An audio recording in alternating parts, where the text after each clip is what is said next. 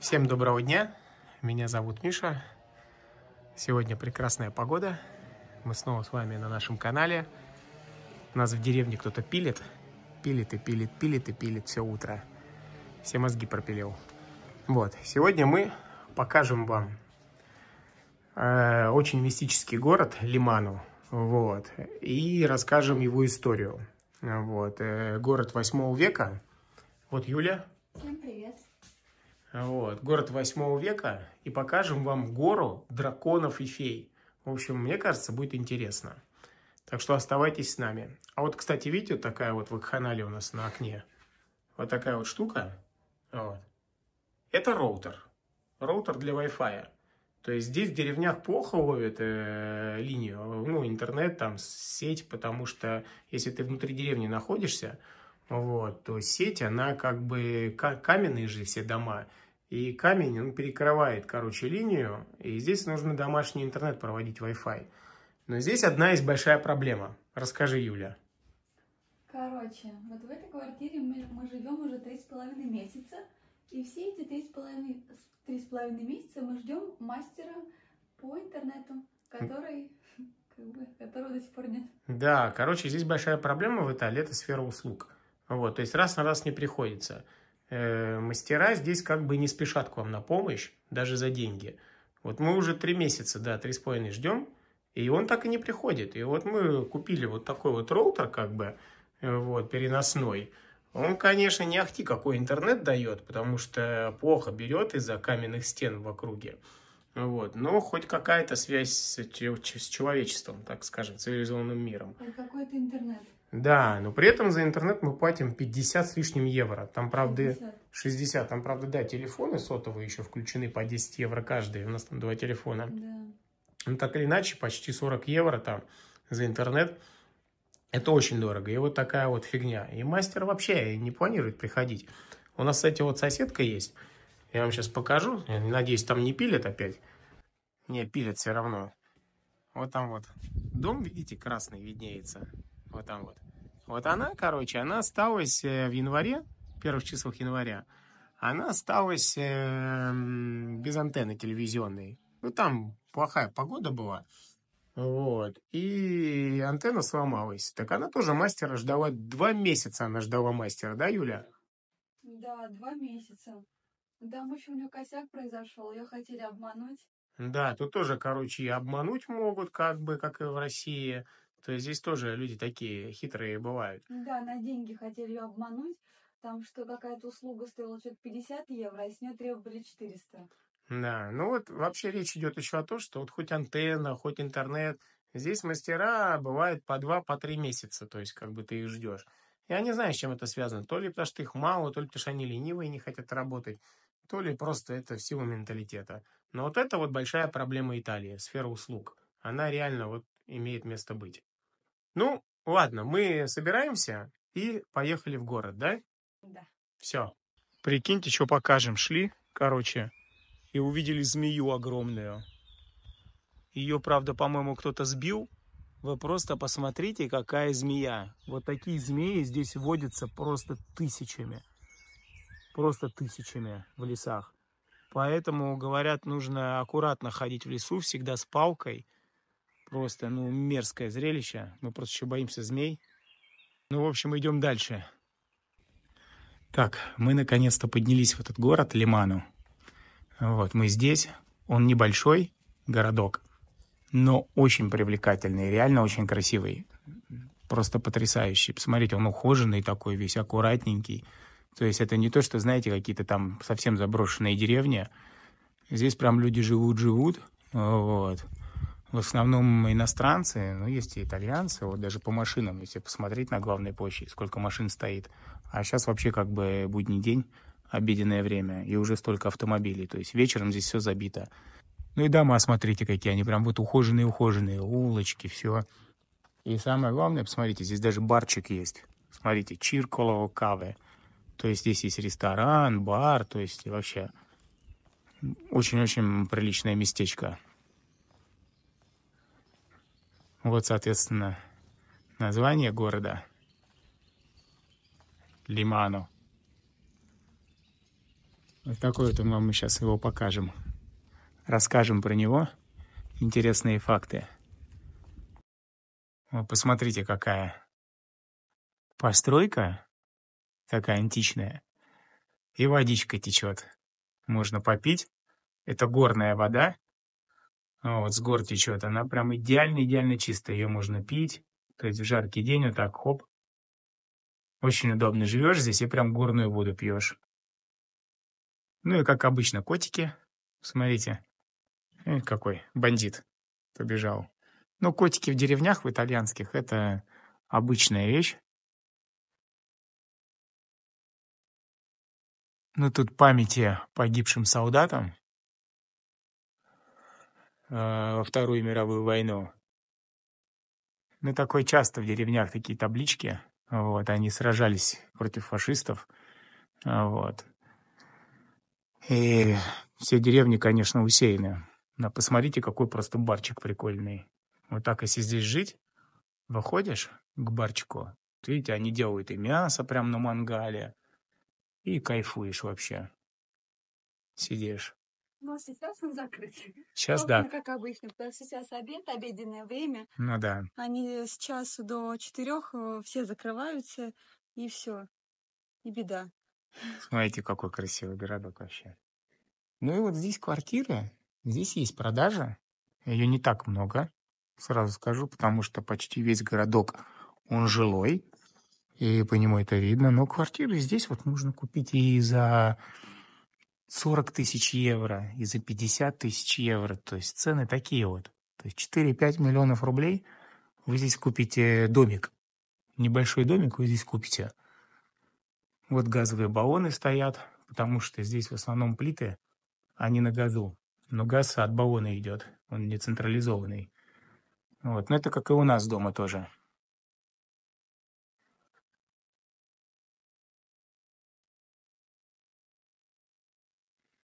Смотрите, как все прям аккуратненько.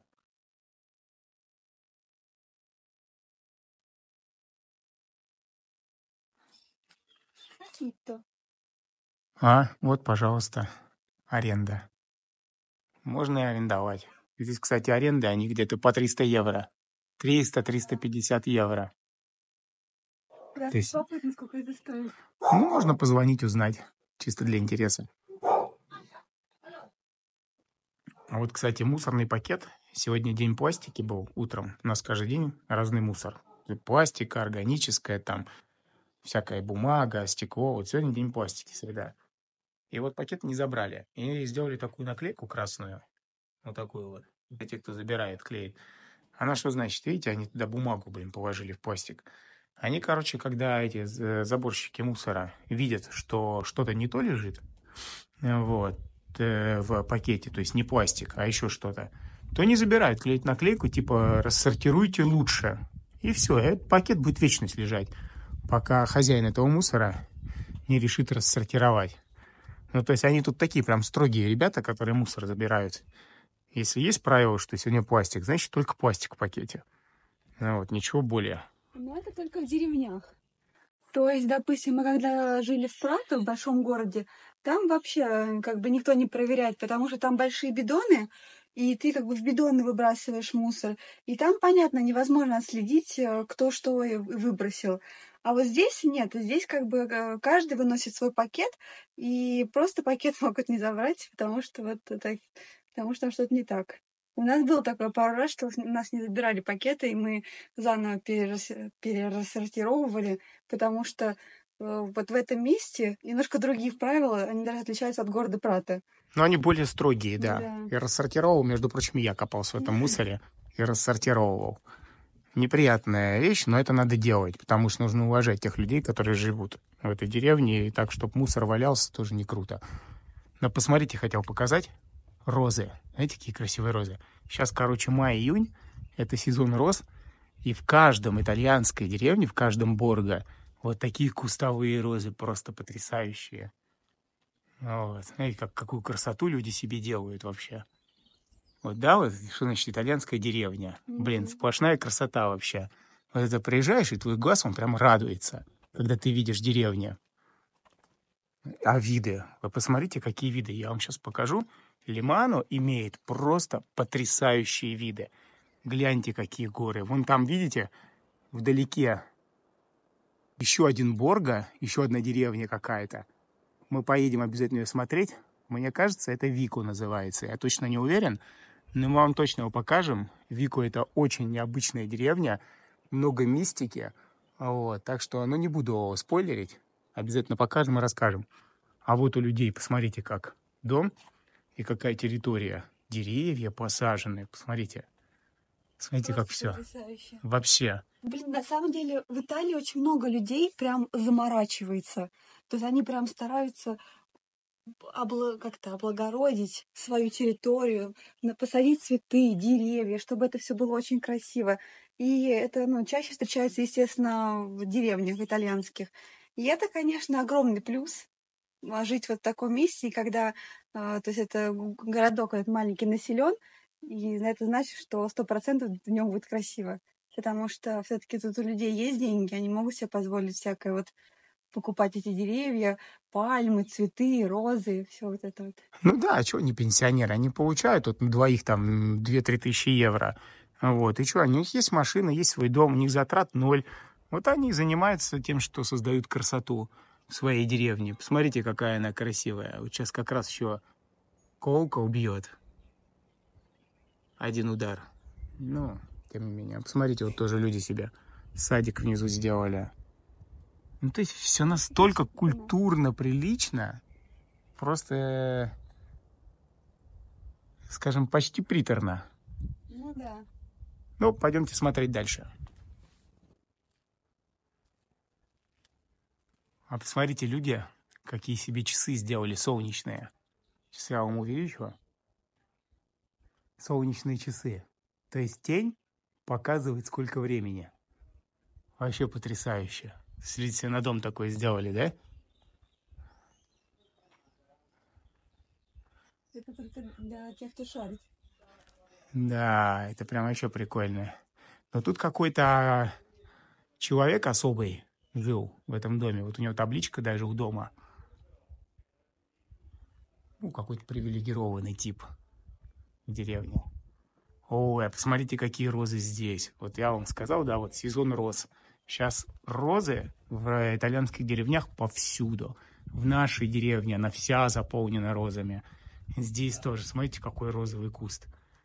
Какой Это... взрослый, он уже давно растет, наверное. Да, просто потрясающе. Да, вот где вы видели в российских деревнях такую красотищу? Смотрите.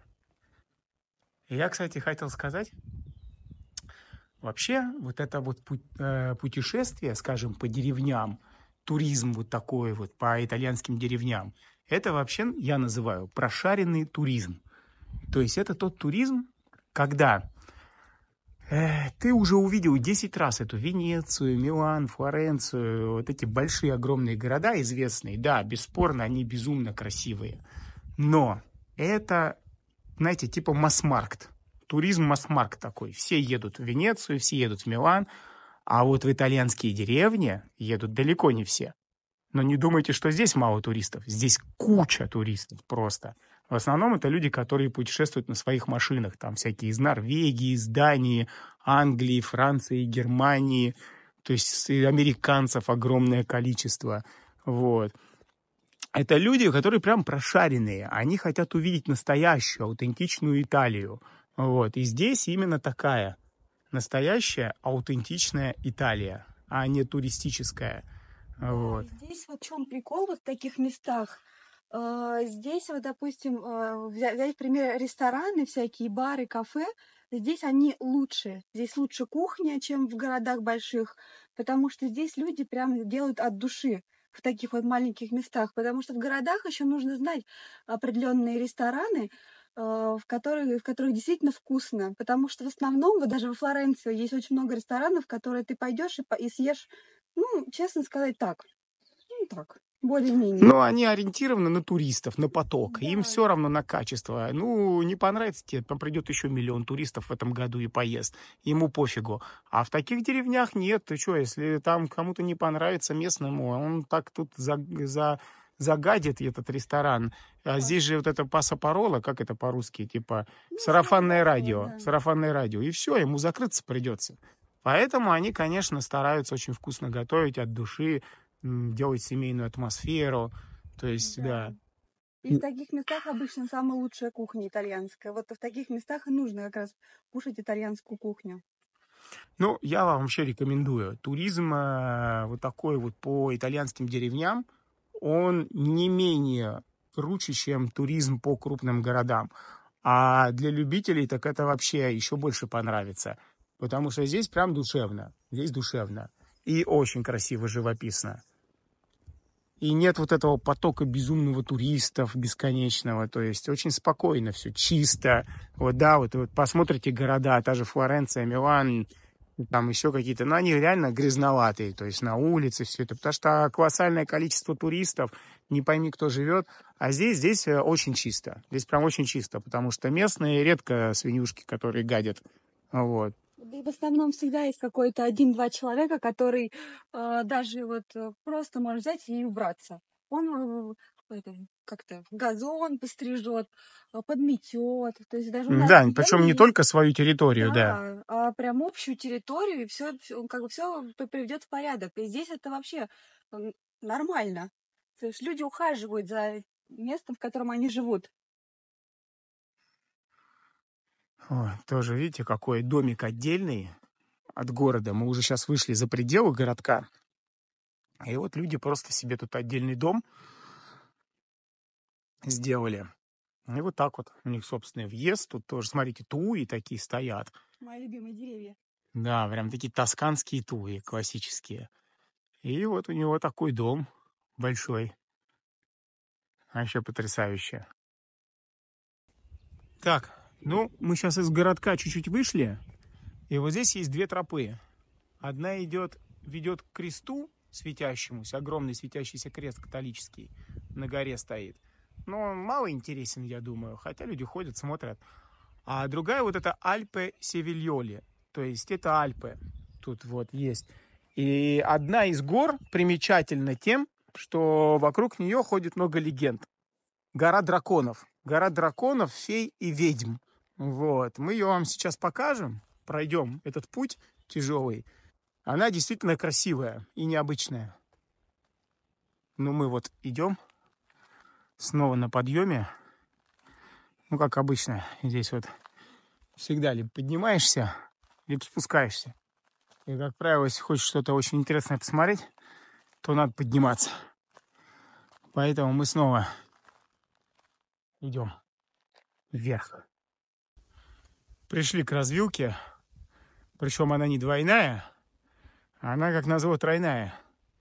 И непонятно, куда идти. И дорога, все три дороги вроде нормальные.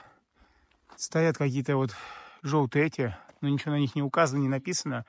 Но я бы выбрал вот эту среднюю по причине того, что здесь вот эти знаки есть на деревьях. Красный с белым. Их обычно указывают, когда какая-то, ну, тропа, что-то интересное. На других дорогах нет этих знаков. Поэтому я пошел по средней, а там посмотрим. Вот тут видите, постройка. Типа молельня такая небольшая. Ну, такое часто встречается в итальянских деревнях, в лесах, в горах. Вот, это для этих, для которые ходят, как они, паломники всякие. Вот эти вот. Больше для них это. А, вот она. Она, которая средняя, она вместе с той верхней соединяется. А та идет вот там ниже. Ну ладно, пойдем тогда, уже выбрали эту дорогу. Ну, в общем, мы все еще поднимаемся. Дорога каменистая. Очень крутой подъем. Тяжеловато. Еще жара сегодня такая лютая. Градусов 30. Но нам кажется, что там наверху есть что-то очень интересное. Поэтому мы не сдаемся. О, посмотрите, сколько цветочков желтеньких. Просто весь лес цветет. Вон там и розовенькие, и желтые, и вон белые какие красивые. И этих И пауков с паутиной целая куча. Ну просто вот идешь, красота. Все цветущее. Абсолютно. Знаете, что происходит? Вот такой вот у нас путь. И вот с такими видами на горы. Ох, посмотрите. Как врата какие-то, как будто бы с одной стороны и с другой скалы. Вообще, как какой-то вход.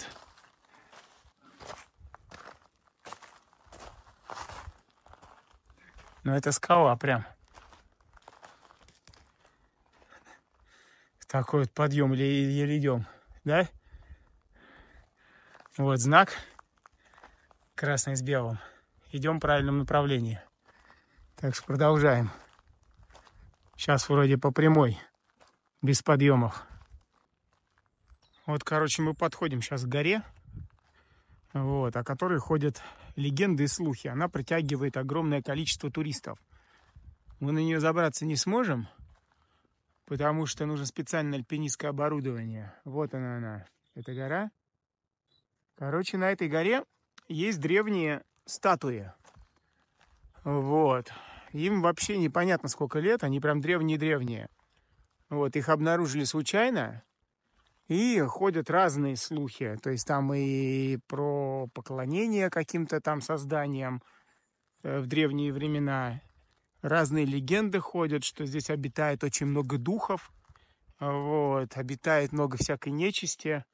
Вплоть до того, что в Средневековье люди рассказывали, что здесь видели фей и драконов. Во что, конечно, поверить сложно. Но такие легенды, конечно, здесь очень часто бывают. Но вот насчет духов и призраков, это мы вам отдельно расскажем в следующем видео. Вот. Здесь есть соседний город, и там истории вполне себе реальные. Вот. То есть наших дней. Здесь действительно очень много потусторонней силы вот, в этих деревнях. Но она безобидная, то есть не какие-то, ничего не происходит такого ужасного. Вот. Так что такие вот всякие легенды, связанные с этим лесом, с этой горой, с этой деревней. Ну, в общем, вышли мы из леса, показали мы вам эту гору мистическую. Снова мы в этом городке. Кстати, хотел сказать, вот по аренде недвижимости. Мы вот увидели, вам показывали на видео, была аренда. Вообще, такие объявления с арендой, это очень редко в Италии. Мы за вот сколько, почти 3 года, что в эмиграции здесь находимся, мы встречали, ну, может быть, десяток раз, да? Пару десятков раз максимум. Максимум. Их очень мало таких объявлений. Ну да, в основном это продажа. В основном это продажа по большей степени, потому что итальянцы, они не любят сдавать. То есть даже по объявлениям вы посмотрите вот на каких-то сайтах сотни тысяч продаж и в лучшем случае несколько тысяч аренды. То есть итальянцы не любят сдавать, любят продавать. Даже если у него непродаваемый дом, вот он 10 лет будет искать покупателя, но фиг он на эти 10 лет кому сдаст. По одной простой причине. Здесь проблема с оккупантами. Оккупанты – это такие люди, которые заселяются, платят первые 2-3 месяца, а потом просто перестают платить. И вы их никак не выгоните. То есть ни полиция их не может выгнать, даже по решению суда. Мы вот сколько знаем случаев, вот по 5 и по 6 раз выносят решение суда о том, что оккупант должен освободить недвижимость. Но их никто не имеет права выгнать. То есть это вы даже не можете его взять там и за шкирку выкинуть, потому что он потом вас засудит, и только хуже будет вам. То есть вы тупо теряете дом. Поэтому я часто вот вижу, да, часто русскоязычные агенты по недвижимости рассказывают, вот, покупайте там у нас в Дженуво, там в Генуе, там в Милане, хорошие предложения, это инвестиция, вот, вы можете сдавать, получать какой-то доход. Вы сдадите и получите геморрой, а не доход себе на голову. Оккупанты бывают разные, они не только черные, вот эти приезжие, они еще и итальянцы. Часто бывают и очень приличные люди, бизнесмены, с деньгами, с машиной, с крутой. Просто вот решают, что не хотят платить. Да, он говорит, все, я устал платить аренду. И все, больше не хочет. Ты ему говоришь, ты должен платить аренду вот контрактом, не хочу, и все.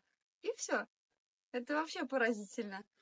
Да, имею в это виду. вот такая вот история. И потом какая инвестиция? Даже вот в плане того, что, ну, вы купите дом, да хоть где, да хоть в деревне, хоть в большом городе, вы потом его не продадите. А если захотите продать, если сможете, то ниже рынка. То есть здесь недвижимость, она не растет в цене.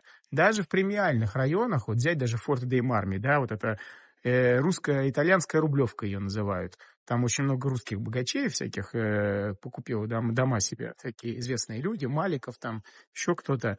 Ну и кому она сейчас нужна? Форт де Марми куча домов на продаже, куча вилл. Вот. И никто их не покупает. Вот. То есть мода проходит, и все. Поэтому и как инвестиция, недвижимость в Италии – это очень плохая идея. Это если покупать, то для себя. То есть приезжать как в отпуск, отдыхать. То Не, есть, ну я не согласна. Да даже, ну, то, что это... Нет, это, я считаю, хорошая но инвестиция. для Но тут себя, не для ну, сдачи и не для того, чтобы потом, вот может быть, Airbnb когда-то... сделай. Ну, можно сделать B&B. Вот это да, это B&B. другой вопрос для туристов. Но это не сдача, это типа Ну, просто ты же bed and breakfast обобщаешь. или Airbnb. Вот эти вещи, да, это можно делать. И на этом реально зарабатывают. Причем очень много итальянцев, кто так делает в собственных домах.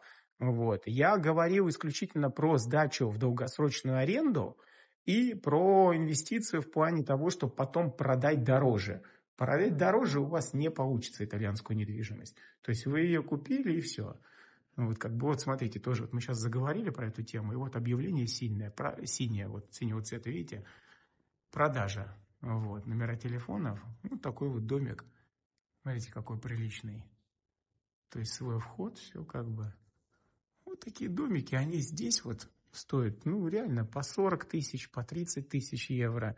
То есть я вот это вижу как либо жить на постоянке, прикольно, потому что здесь все близко. Абсолютно. И большой город очень близко, 40 минут на машине. И небольшие города все под боком, тут 10-15 минут на машине. Все есть как бы. Либо как дача, типа вот приезжать, вот как делают это американцы, англичане, французы. Они себя покупают, приезжают там 3-4 раза в год. Вот, и отдыхают. Смотрите, как все красиво.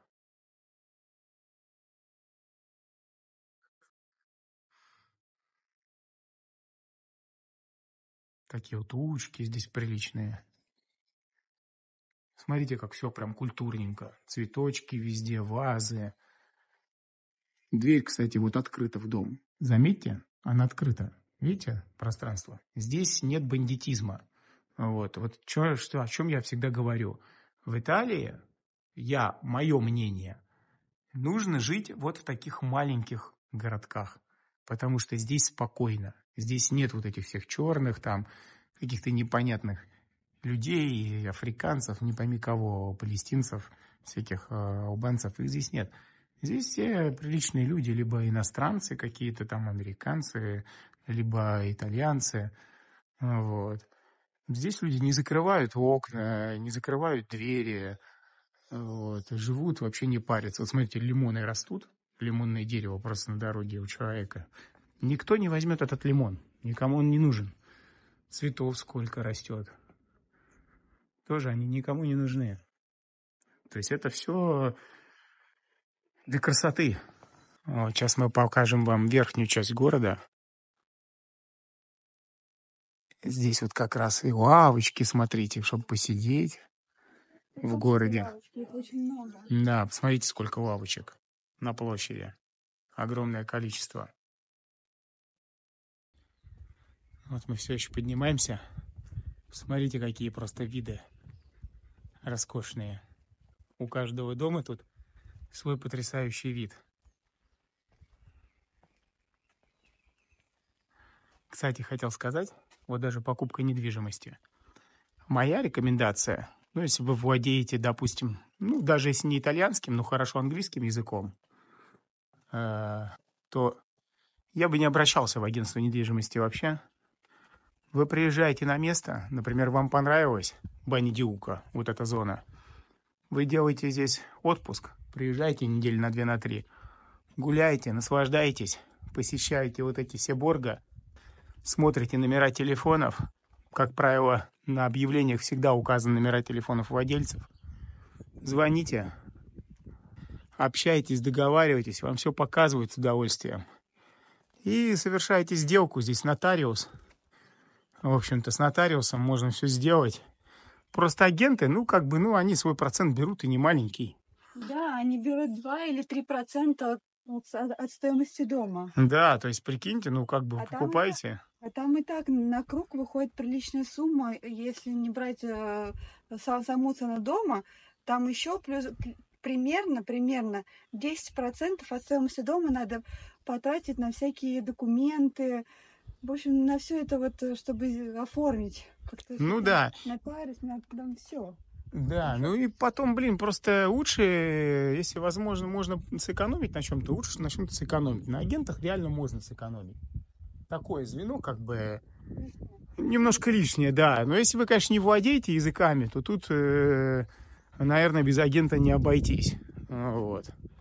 Тут, конечно, уже будет сложно. Потом, хотел сказать, агенты, они как бы тоже, они не все прям супер порядочные. Вот. Они пытаются вам продать то, что сложно продается. Вот. А вы сами приезжаете, смотрите, ходите, выбираете. То есть по объявлениям можно найти очень крутые варианты. Можно круто торговаться. Агенту недвижимости не очень выгодно сильно торговаться, чтобы скидывать цену. Вот. Ему надо заработать, подороже продать дом. А здесь, когда с частниками общаешься, вот это наш опыт был. Реально при нас люди скидывали от стоимости дома, вот, допустим, стоимость 60 тысяч, по 20 тысяч, а то и по 30 тысяч. Можно сразу торговать. Сходу причем вообще. То есть ты сходу торгуешь 1020, а потом говоришь, я подумаю. И через неделю пишешь, слушай, еще 10 скидывай, и я забираю. Если нет, ну как бы у меня есть другие предложения. И все. И в большинстве случаев владелец согласится. Потому что здесь все-таки недвижимость продается тяжело. Вот. Итальянцы не спешат ехать жить в деревню. Вот. Им нужен город. Они не любят много двигаться. Вот. Поэтому... А с агентами вряд ли так получится. Это прям нужно очень порядочный.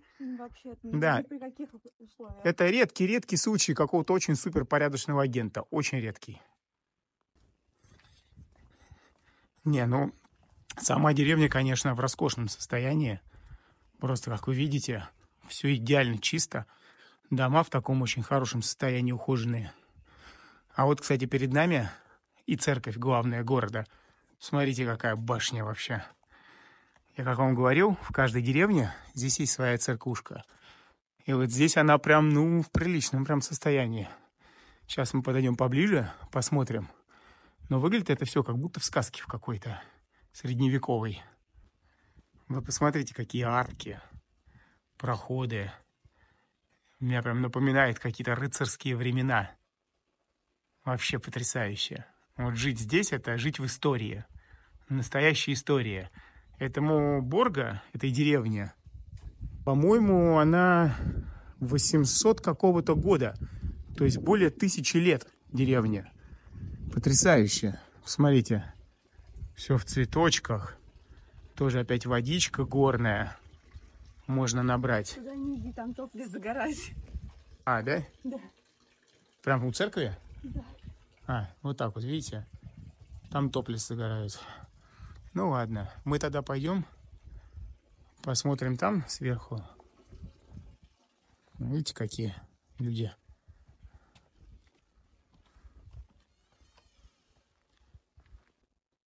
Смотрите, какой домина здесь. Огромный. Просто вообще потрясающий. Ну, в общем, весь город, вся деревня прям на горе построена. Очень любопытное местоположение. И все дома заселены просто, все. Смотрите, какая красота. Почти все.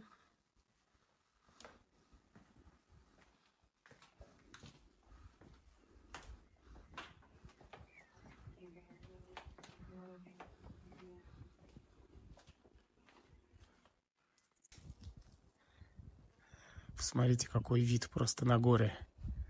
Потрясающий.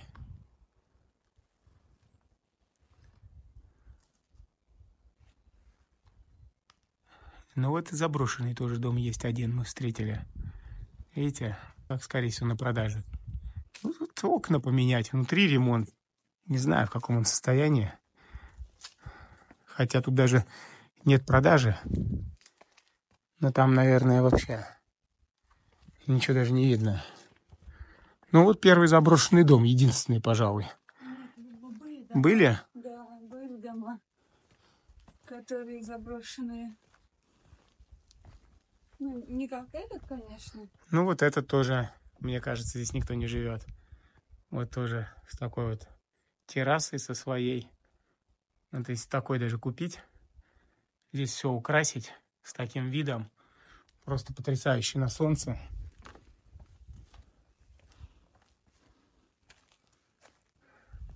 Ну здесь уже все. И вот тут, да, вот тоже немножко заброшенные дома. Скорее всего, тоже на продаже. Со своей тоже такой небольшой территорией. И вот с такими видами. Вот такой вот город. Лиману. Мы вышли на площадь. Тут как раз церковь центральная этого города. Смотрите, уже парковка как бы. Чтобы подъехать к дому поближе, чтобы так с продуктами идти. Чтобы не пешком, а на машине приехать. И вот эта вот церковь, к сожалению, она закрыта. Мы не можем ее показать. Но, как правило, церкви в таких деревнях очень интересные. Потому что они имеют свою историю. Они очень красивые. Тоже вот лавочка. Вот так вот любопытно. И вот дорожка вниз. Сейчас мы посмотрим, что там. Ну, мы еще сейчас местного встретили. Вот, он нам рассказал про этот город. Город населен, ну, процентов на 80 иностранцами. Он нам показал разные дома и прям говорил, здесь вот француженка живет, там вот американцы живут, там люди из Калифорнии живут, вот здесь вот из Швейцарии живут. То есть очень-очень-очень много иностранцев вот в этом городке. Поэтому соседи, ну, то есть тут приезжать покупать дом, соседи, здесь очень приличные люди. Вот, поэтому и виды здесь потрясающие. И, кстати, вот он даже привел пример. Есть дом здесь на центральной площади, вот где бар мы вам показывали, полностью мебелирован, полностью обставлен, с ремонтом, все. Он сказал 38 тысяч евро. То есть, ну, блин, за почти там меньше 4 миллионов рублей собственный дом с мебелью, с ремонтом в такой красоте, мне кажется, это шикарное предложение. В общем, что я вам скажу, посещайте итальянские деревни, они очень красивые, они живописные, здесь очень вежливые люди, приветливые, в отличие от больших городов. Вот, приезжайте, наслаждайтесь жизнью. А до большого города всегда можно доехать на машине. Правильно? Да. Вот и на этом сегодня все. Спасибо за просмотр. Подписывайтесь на канал, ставьте лайки, пишите комментарии. Кстати, спасибо за приятные комментарии. Вот, нам приятно, что вы пишете. И все. Пока-пока. Пока-пока.